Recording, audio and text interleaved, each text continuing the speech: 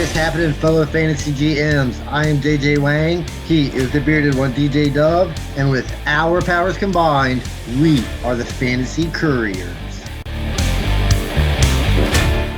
Well, JJ Wang, championship week is sort of over. Unfortunately, I think we got to address what went down in the Monday night game. I watched football for 40 some odd years and never seen anything close to that. That's some scary stuff, man.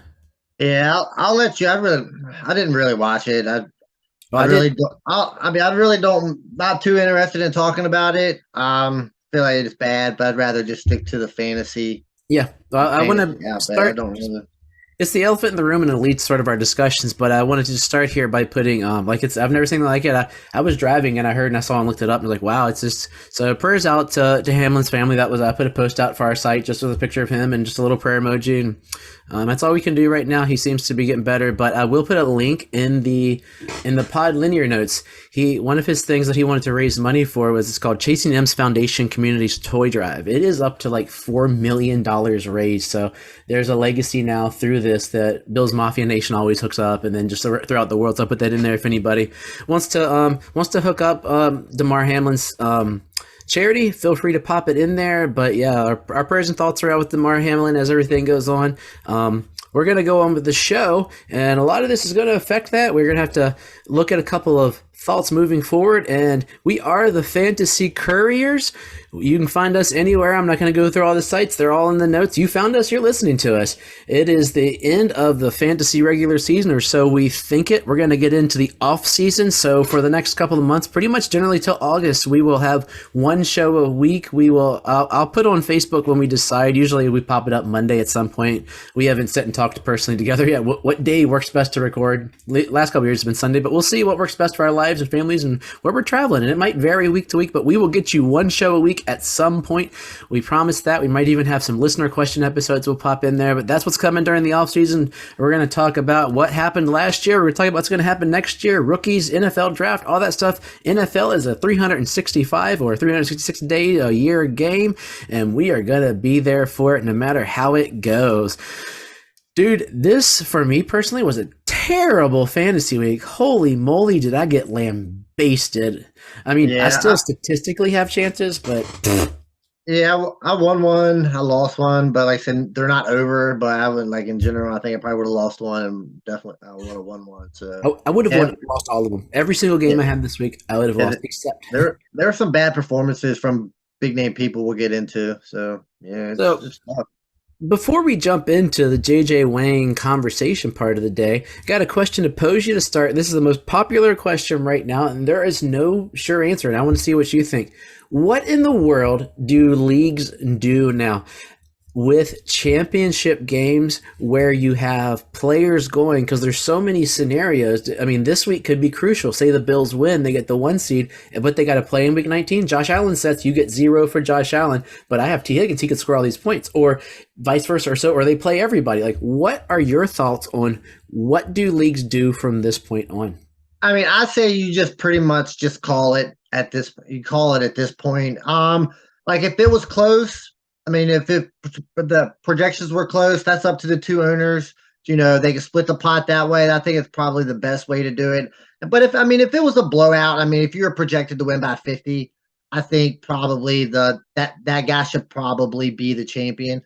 So like I said, I think it's between the two people in the championship and how they want to run it out. I know Sleeper has like a 75-25% chance to win. So, I mean, if one person wanted to take 75%, one person wanted to take 25%, maybe work it that way. But yeah, I think you got to call it now, and I think the two people just have to iron it out themselves. Oh, that's it. Because a lot of what I see is league to league, champ to champ, like because there's just so many players involved that I'm in one league where I probably won't win, but I have Josh Allen. I have Joe Mixon, and he has nobody. And if we put in my substitute players, I lose by 10. But if I play those guys, there's a statistical chance that I could win the game. And the message board's been going like, hey, let's let them play it out. I was talking to my brother-in-law. Another option is you could collect points for week 18 and throw them in. But it's I think, to be honest, it comes between the two guys that are playing maybe. If you want to get the league involved, because you got to figure out. I what's mean, gotta if go? I was in, I mean, if I was involved in a championship, I mean, it wouldn't go past today. It'd be called. There's no point to just. There's no point. You can't take points Even from if the week game's played? 18 and add them to week 17. I mean, that's crazy nonsense right there. But I mean, like I said, it's between the two people in the championship how they want to do it. There's 9,000 ways we could probably do this. Yeah, I talked to my brother-in-law. I said if it's within reasonable doubt, you could always split the pot, but give the And team projected to win the and better like draft pick. I was joking around earlier, and if the two guys wanted to do like a Billy Madison type competition where you get 10 categories, bust it out real quick, and whoever comes out on top. Yeah, I mean, some leagues might. I saw one guy who just went. The team's just running again next week because week 18 it counts anymore. It used to be the garbage week, but this year, I mean, realistically, most of the games count. So I mean, it's people's Yeah, product. it sounds good, but I would never transpose it to the following week. That's crazy talk, man. It's the game's already happened. It's already happened. Like Yeah, the well, it championship, didn't happen. It's still. I mean, it did happen. You But if can the like game, what if the game's played in week 19? Say, like realistically, if NFL wants the game, That's why they, I mean that's why you call it now. I mean you just end it now and just move on. But like I said, I wouldn't do anything other than that. But like I said, there's so many ways you can do this. so yeah. So good luck, guys. Figure it out. Yeah, figure it out on your own. I got my own problems. Yeah, we got to get like it's been like it was good though. What I did is I did win one game this week, and of course it was my game that was for the first pick. And no matter whether I won or whether I lost, I was going to get the I have I didn't even look to see what was going to happen based on there was a possibility I could have the first 3 picks in the rookie draft next year, which would be crazy talk. So That'd be awesome. here we go. In a week that was winners, losers, success, and failures, we have kudos and kudon'ts. Gets more That's a pretty good ridiculous every That's a pretty week. good one. I had fun with that one. That was pretty funny. All right, so my first kudos goes to somebody who I don't think's got a kudos all year. I'm going to give it to 2 guys actually. So the first one I'm going to give it to is Jarrett Stidham. I don't think no one saw this coming, but I mean, I think this game here just keeps him in the league that much longer. He might even get an audition for the Raiders job. He opened up the Devontae Adams. He opened up Devontae Adams more than David Carr did.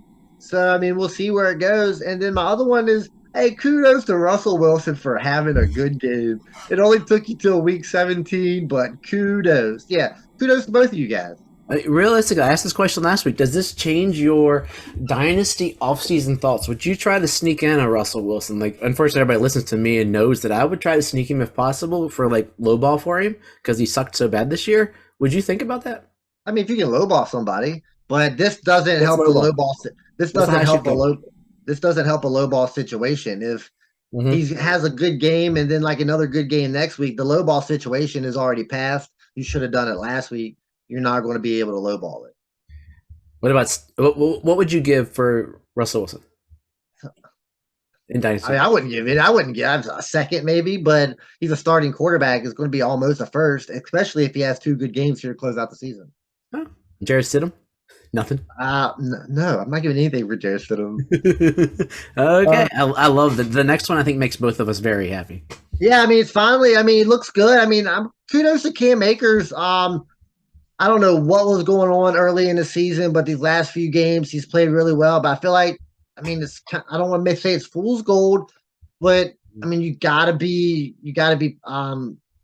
carry it with a grain of salt, I guess. I mean, you don't want to look too far into it, but I mean, the last couple of weeks he's played really well, and I think it just projects him, to be picked a little higher going into next year.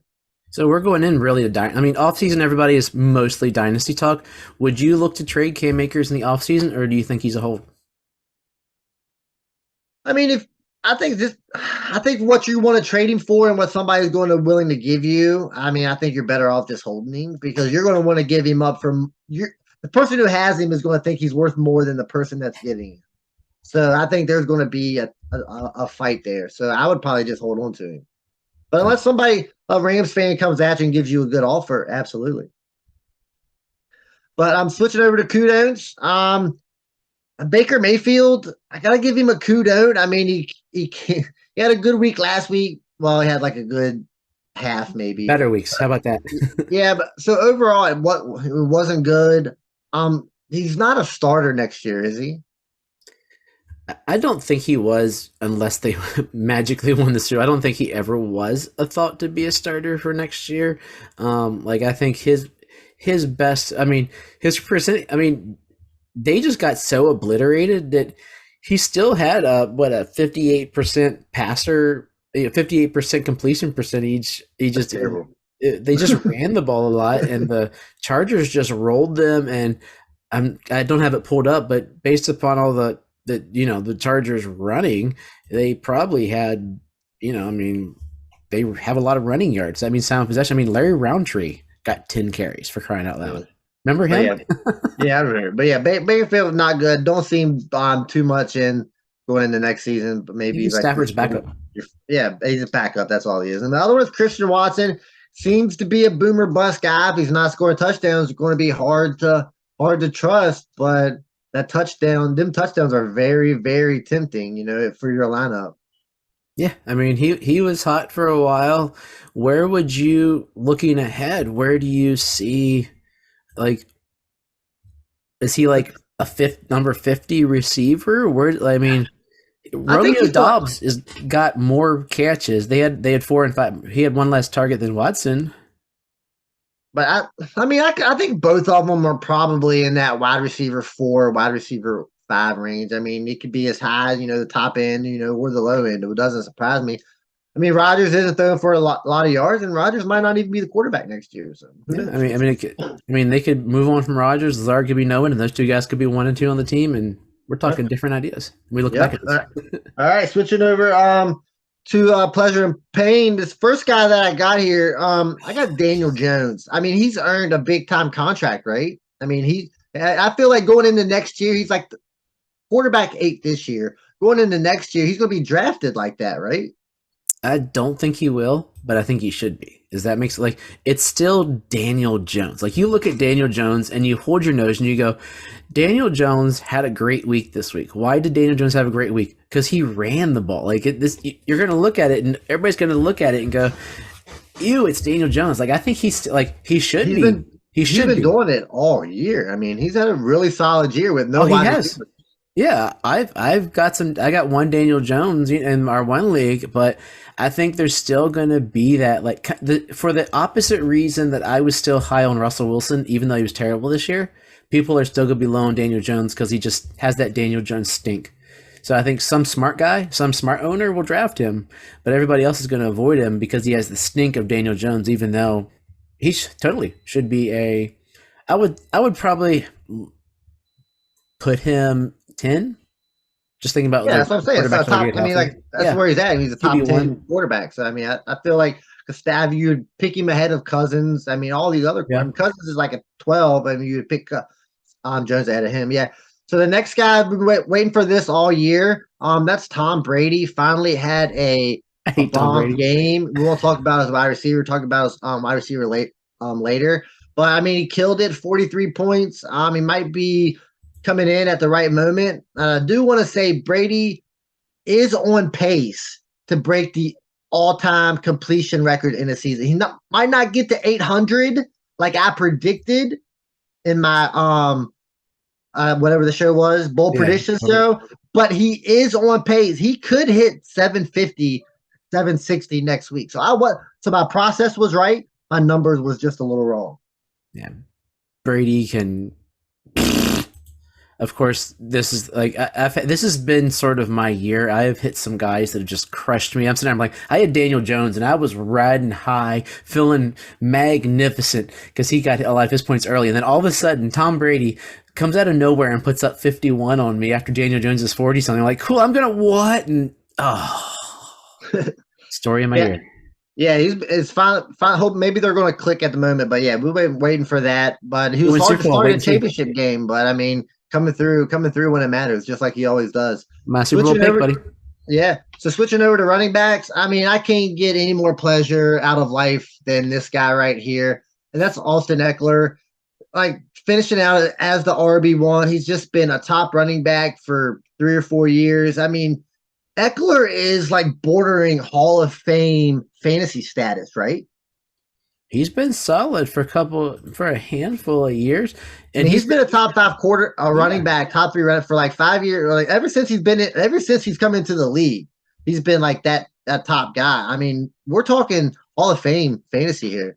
He's going to be that guy that weirdly he's going to statistically be a good thing that we will think about because we know statistics of football, but a lot of people are going to forget him because he didn't have that star stature, think of Steven Jackson. He was on some terrible teams, but he was a top running back every year until he left the Rams, right? Yeah. Austin Eckler's been a top running back, but nobody really thinks about it. You don't go, ooh, Austin Eckler. That's you do because you love Austin. But most guys are like in between on Eckler that he doesn't get the love he should. But I think he should be remembered in the annals of good running backs. Great running backs. Great fantasy running backs. But the next guy is the guy in the same mold. I don't think this guy going in the redraft next year might be the number 1 pick the way he's finished out this season. That's 100%. CMC in that offense. I mean, he just looks great. He can run. He can catch. I mean, he ran over somebody last night, scoring touchdowns. I mean, he came through in the clutch.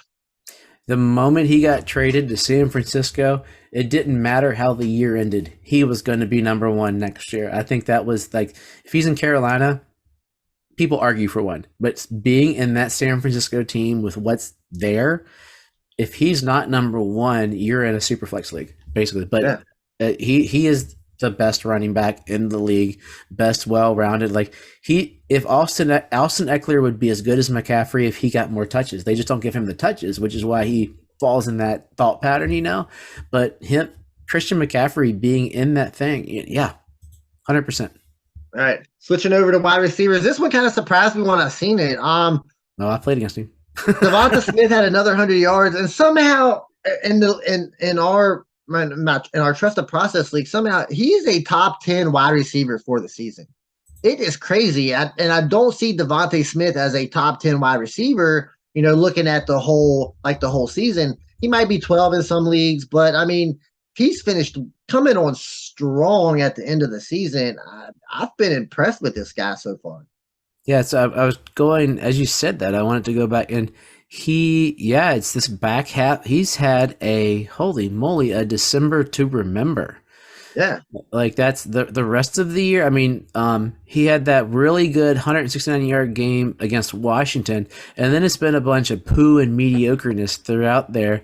So, and that's the hard thing is to look at, we look at, and maybe something else to think about in the offseason. We look at what they did in a whole season, but in a whole season, you're not happy that you had Devonta Smith unless you made the playoffs and played him. These last 3 weeks, he's killed it. Yeah. If you didn't make the playoffs because, Devonta Smith got you 50 yards, 22 yards, 39 yards, 23 yards, 44 and a touch, 17 yards, you lost games because of him. The first week he had 0. Remember that week? That was terrible. Oh, I remember. But he's a guy. It's a deceiving. Hopefully it means that he's going to be great. Like they drafted him, but who knows? It'll be deceiving, and I think he'll be overdrafted, as like Eckler's usually underdrafted or Daniel Jones will be underdrafted. I think he'll be overdrafted because people will look at the big number. Yeah. All right. So switching to wide receiver, I don't want to get say kudos, but Mike Evans finally had that big game, and it stretches his 1,000-yard seasons to like 9. It's super impressive. Just had a Hall of Fame career. Really came through when you needed him. It was impressive. Appreciate it. Finally helped us out. Yeah, it's been you've been ragging on him, so it takes a lot for him to get on there to get up. Hey, if you have a good game, if you have a good game, you have a good game. I'll let people know if you have a bad game. Same thing. But yeah, came through when you needed it most. Tell you what, man, I 10 for 207 and 3 touchdowns. I think I was against him somewhere, maybe not, but it's been a roller coaster every year, man. For those poor Mike Evans owners. I mean, he had 29 yards last week. 29 yards last week. So you probably aren't in the championship game if you have Mike Evans. Yeah, it was rough, but if you are, hey, he let you win it. You're lucky. All right, so switching over to the guys that didn't help you out, I think the biggest one here at quarterback, it's got to be Trevor Lawrence, right? Just you killed don't know, everybody. man. Terrible. Oh, it was terrible. Then they pulled him. Like everybody else was scoring but him, and then they pulled him. He wasn't playing. I'm like, I can't even recoup the points he lost.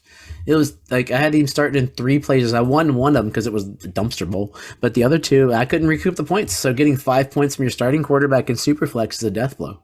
Yeah, it hurts. I mean, you especially after coming off the games that he was having going against Houston. Like they just ran the ball real well. So I mean, hopefully there's better dates than this.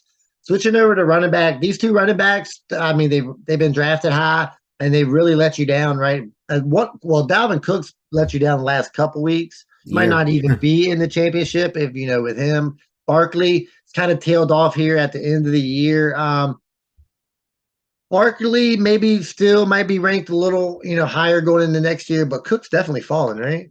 Oh golly, yeah. I mean, Cook he'll fall. He'll do that. He'll be drafted and ranked by some people because of who he is, because he's Dalvin Cook. But he should fall. I mean, it's been a frustrating year to have Cook. I mean, I had both of these guys against you, dude. So It's been rough. That's why you're up. Cook, him, Trevor Lawrence. I mean, imagine if those guys even showed up to play a semblance of a football game. Yeah, we could play that game Imagine if all my players played well, I would win every week, right? But these are 3 guys that should. Like, it's not like I'm saying I started Matt Breida. Matt Breida had more yards than Saquon Barkley. If all the guys on my team perform like they should, I mean, we would all win. I didn't even know that. Matt Breida had 59 yards. Saquon had 58. It was bad, but probably the biggest letdown of them all was probably Justin Jefferson, and he almost took out a referee in the process. So I mean, yeah, that's being overblown. He kind of killed somebody. I think he was. I mean, hey, he had a bad game. He was obviously frustrated. He was out there. I mean, going crazy. I mean, you got shut down, dude. You need to be better than this, man. Cousins played terrible too. Oh, they all played terrible. They got lambasted. Does this affect him next year for you? Probably not, because I feel like he's had this kind of game before earlier in the season. I mean, and it didn't affect it. I mean, I think the highs are better than the lows. I mean, he puts up 170 yards and 2 touchdowns. He's got a lot of yards. I mean, his bad games this year are 15, 45, 33, 14, and 48. Everything else is 98 and above. Yeah, so I mean, 4 bad weeks. I mean, it's kind of like those Tyreek Hill numbers in Kansas City, right? Yeah. It's odd to think that Tyreek Hill looked better with Tua than with Patrick Mahomes. That's really weird to me. Like it's an odd. It's been very odd for me to see. I think he pretty much looks exactly the same. There's something. But I think he can. I don't think he looks any better in Miami than he did in Kansas City. Or maybe it's because what we realize now is he's a good player. Like, no, what it is, he wears a Miami Dolphins uniform, and you think he looks better.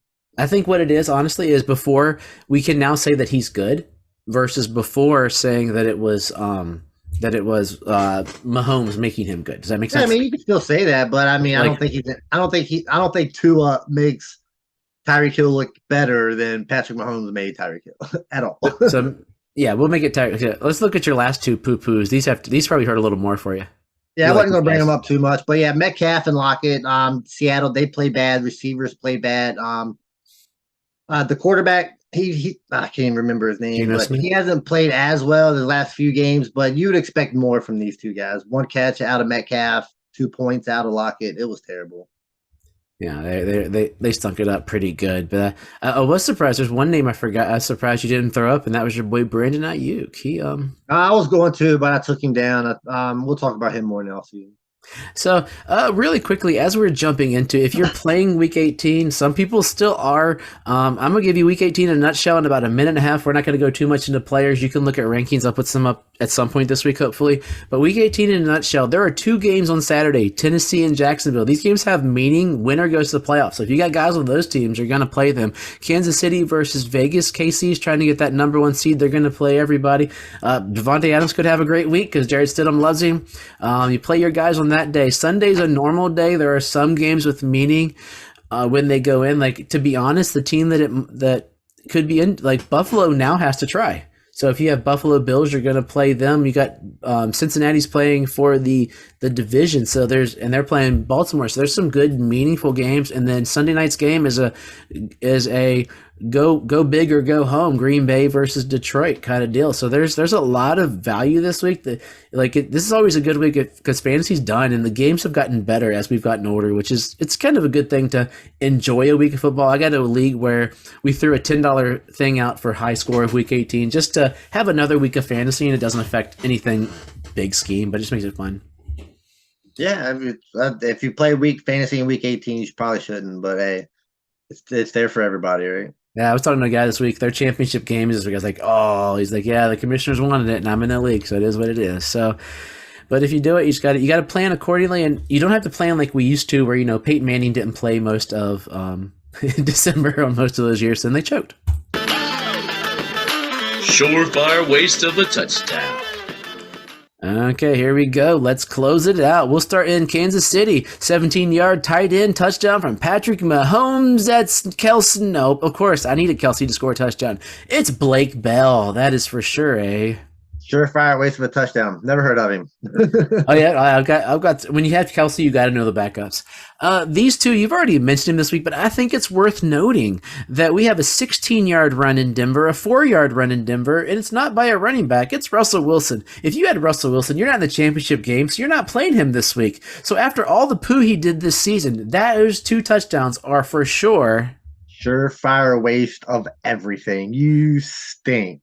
Oh, let's make it worse. Remember our preseason darling, 25-yard pass from Russell Wilson to score a touchdown. He threw it to Sutton? No. Judy? No. How about Albert O with a 25-yard touchdown pass? Talk about a guy who fell from grace. But, yeah, thanks a lot, Albert O. That's a surefire waste of a touchdown. I will say I was not high on that guy, but, I mean, he was talked about going into it. Yeah, I love Dulcich, and I like seeing him be good. But let's go to your boy Sammy Darnold, who looked good, then looked bad. Looked good and bad. He was a roller coaster this week, but he does have a 19-yard touchdown pass to DJ No. Oh, we've mentioned him before, but no one's playing him. That would be Shee Smith with a 19-yard touchdown pass. That is a surefire waste of a touchdown, but that's like it was second game with a touchdown. I think so. Out of like the last, but I mean, hey, it gives us owners of Shai Smith. Hey, man, there's a chance. I got it somewhere. Sam Darnold's got a job next year, right, or at least a chance to compete in Carolina. I think so. I mean, I think he's going to compete for the starting gig in Carolina. Why not? Here's a twofer, 2 different guys, but same problem. We're going to go to Jacksonville. We have a 5-yard touchdown run and a 3-yard touchdown run. So ETN got 3 on the day. No, oh my goodness, he didn't. Hey, it's the guy that people said this week would probably score a touchdown. And if you started him, you are a better man than me. Michael Hasty with a 5-yard touchdown, and for his first touchdown of his career, Snoop Connor, 3-yard touchdown run. Good for them, but those were basically surefire waste of a touchdowns. But yeah, it really hurt all those Trevor Lawrence owners, all those rushing touchdowns. I tell you. I'll tell you what, I was doing. Crud! I was praying. Yeah, I know. 14-yard run in San Francisco. Yeah, Christian McCall, of course, the rookie gets a touchdown. Jordan Mason, good for him, but his career's tailed off because Christian McCaffrey's there. But that's for sure a surefire waste of a touchdown. I think it was his first touchdown of his career, right? I think so. It might have been. I was going to say that, but I was trying. I heard them say that about Snoop, but I wasn't sure. So technically, it wasn't a surefire waste of a touchdown for him. It was his first one. So congratulations. And we'll get so this last 2. So let's go to Seattle. Geno Smith did throw a touchdown, and we know it wasn't our 2 boys from earlier, and it wasn't Noah Fant. It was Colby Parkinson. I was like, wow, he looks like T.J. Hawkinson with a 12-yard touchdown pass. That is a surefire waste of a touchdown, and we can be thrown to DK Metcalf, but we don't. Oh, and he has a 7-yard pass as well to, I've never heard of this dude. This is how deep he's never been on a ranking I've ever made. Tyler Mabry. Never heard of him. Never heard of him, but that's a surefire waste of a touchdown. This next one is another 100% surefire waste. Kirk Cousins, 47-yard pass. None of the guys we know. It's to Jalen Naylor. No clue. Yep. No clue. That's for sure, eh? Oh, surefire waste of a touchdown. Well, we got two here to wrap it up, and that's from the Battle of Los Angeles. We had a 23-yard touchdown run. We both wish it was Cam Akers, but no. It's the traveling guy who scores touchdowns to ruin your life, Malcolm Brown. How did that happen? But that is definitely a surefire ways with a touchdown. He keeps hanging around, man. He'll be with the Rams forever. He didn't do diddly, so we dropped him in Miami. 3-yard pass from Herbert. None of the big guys. Oh, look, it's a tight end. It must be Gerald Everett. Nope, it's the darling of all dynasty owners, Donald Parham Jr. back off the IR with a 3-yard pass. Could be signs of the future, but for right now, that is a surefire waste of a touchdown. I'll make sure I gave him a couple spots going in there. Well, those are my wasted touchdowns. Maybe I'll do a little bit next week. We'll see how Week 18 goes. But JJ Wang, give us some wisdom. Let's get out and let's do whatever we do for Week 18. Yeah, guess there's not much wisdom needed anymore. I mean, the fantasy's we think the fantasy's over. But yeah, I just want to say congratulations. I mean, it's been a good year. A lot of hard work, especially if you win a championship. I mean, you can luck your way to a championship, but most of the time it's usually a lot of hard work and dedication. But as always, trust yourself and trust the process.